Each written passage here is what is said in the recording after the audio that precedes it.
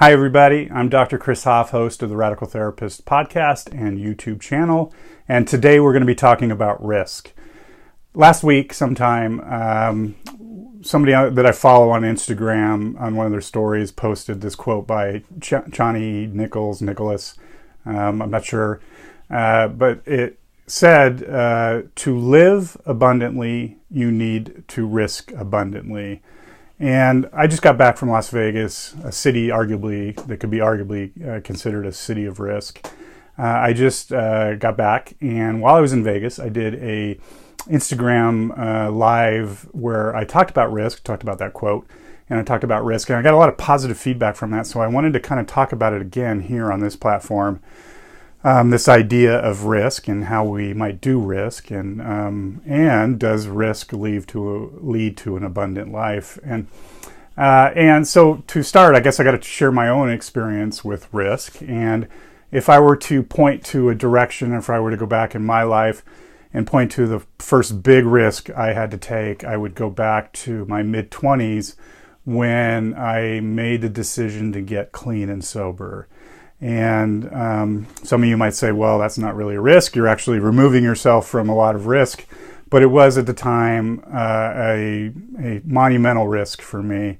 And the reason is because when you've been living a life for a particular way for so long, to try to step into something new was and something very uncertain and something very scary. It was quite a risk, and it was moving from something that was known and familiar. What Michael White would say, moving from something that was known and familiar into something that was might be possible to know, and all of the challenges therein of trying to do that. So that was my first big risk that I took, stepping into recovery, and it was absolutely very life transforming for me, because shortly after that, where I ended up making my next risk, I got a job at a Fortune 500 company and climbed up the ranks and got to a management position where I was quite secure and successful and financially successful, and I kind of had a good thing going. But the entrepreneurial thing came calling. And I met a couple of people in this job that I was at, and we had commiserated together and decided we wanted to start our own company. And then I was confronted with my next big risk, and that was to walk away from a lot of security and stability and success into something very unknown and uncertain. And of course, we all know the challenges of the entrepreneurial life, right? Or we've can see it from afar, or some of us have done it. So and I was in a position where even my mother was questioning me, like, are you sure you want to be doing this, right?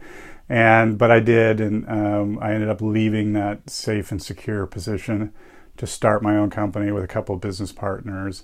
And fortunately for us, that turned out very successful.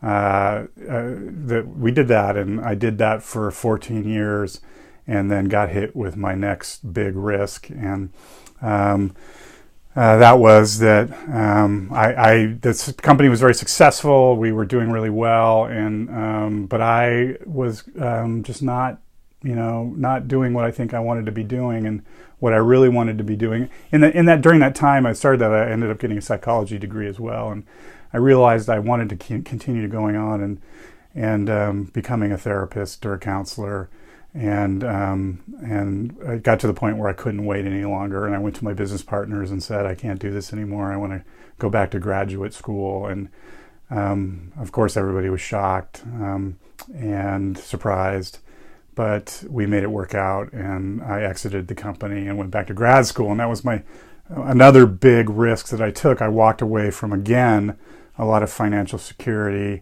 a lot of success. I walked away from an identity. I was, successful entrepreneur guy, and I stepped into a lot of uncertainty and unknownness by going back to grad school. I'd never done therapy or counseling. I didn't know if I was going to be any good at it.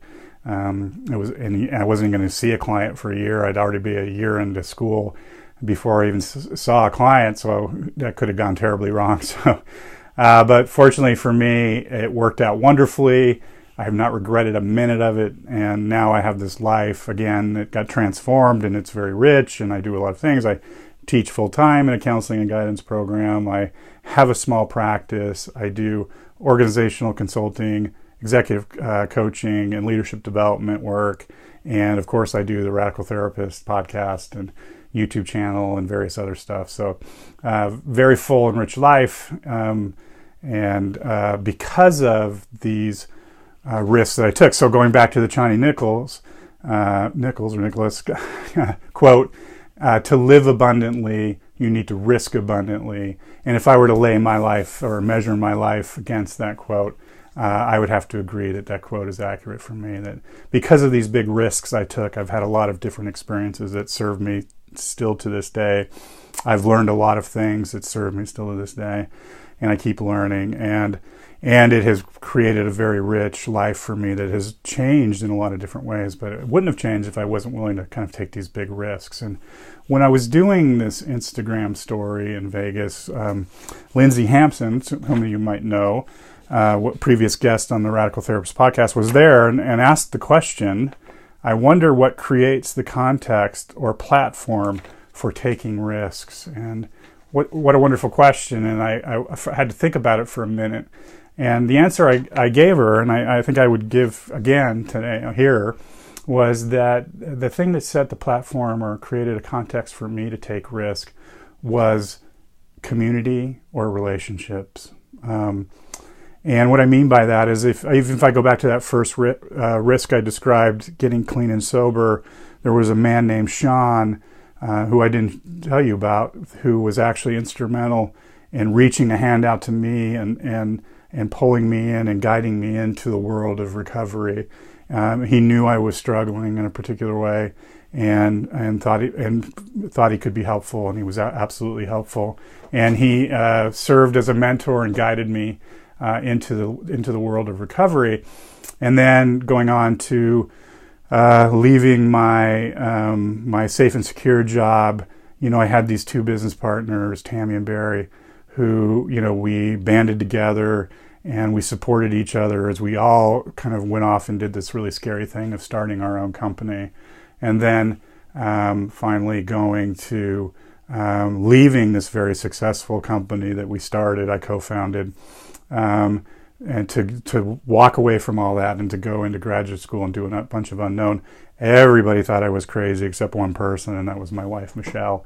And so that relationship sustained me and supported me as I made that move through. So if I were to answer that question, I think it's really, we fall victim, I think, sometimes of the idea that we have to do these things alone, or that we are alone, or that, the idea of the self-made person, self-made man, or the idea of the solopreneur, like a Steve Jobs, did Apple all by himself kind of thing. But no, all of these things are done in community and in relationship. And so I think a lot of what makes risk successful is how much kind of support and community and relationships we have in the midst of that risk. So that is my, I think, answer to that question. What makes, what creates a context or a platform for taking risks? And I'm wondering if you have some ideas. How would you answer that question? Maybe put it in the comments below, and I would appreciate that. And we could share that with everybody. So finally, my last thought is that there's a meme that I really like. And this is a meme. Some of you have probably seen this meme where there's a circle, and it's inside that circle it says the comfort zone, and then there's another circle, and outside that circle it says where the magic happens, and these two circles are not touching, and actually there's a space in between the two circles, and I would call that the liminal space, something I'll do a video on sooner or later. But I love that meme because it does kind of, I think, make a visual for what is required of us to take risk, and that is that we have to, I think in most cases, step out of our comfort zone into uncertainty and unknownness. And I want to do more work around uncertainty and leaning into uncertainty, but this idea of we have to kind of step out of something that's known and familiar or comfortable and into something that is uncertain and unknowable in a lot of cases. And so I really use that as a personal reminder for me, because there are, I am, myself. I think the reason I'm carrying that quote with me and doing these videos is for me to kind of talk to myself about this idea of like some of the risks I might be confronting now, some of the areas where I'm sitting in my comfort zone a little too much, maybe, and kind of avoiding some maybe liminal space that I should probably be stepping into a little bit. And so maybe this is more for me than anybody else. But anyway, so that's my thing on taking risks. I have to share this too. Oftentimes people come to me, friends and friends of friends and that kind of thing, because they know my experience, starting a business, leaving a business, starting a business, leaving that business, and doing school. And people will come to me because they're about to or have ideas of starting a business, or they're thinking about the entrepreneurial thing. And I often warn them before they even come see me that I have one move.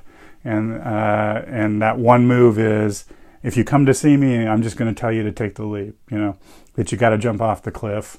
That's because that's just been my experience, and that's what's worked out for me.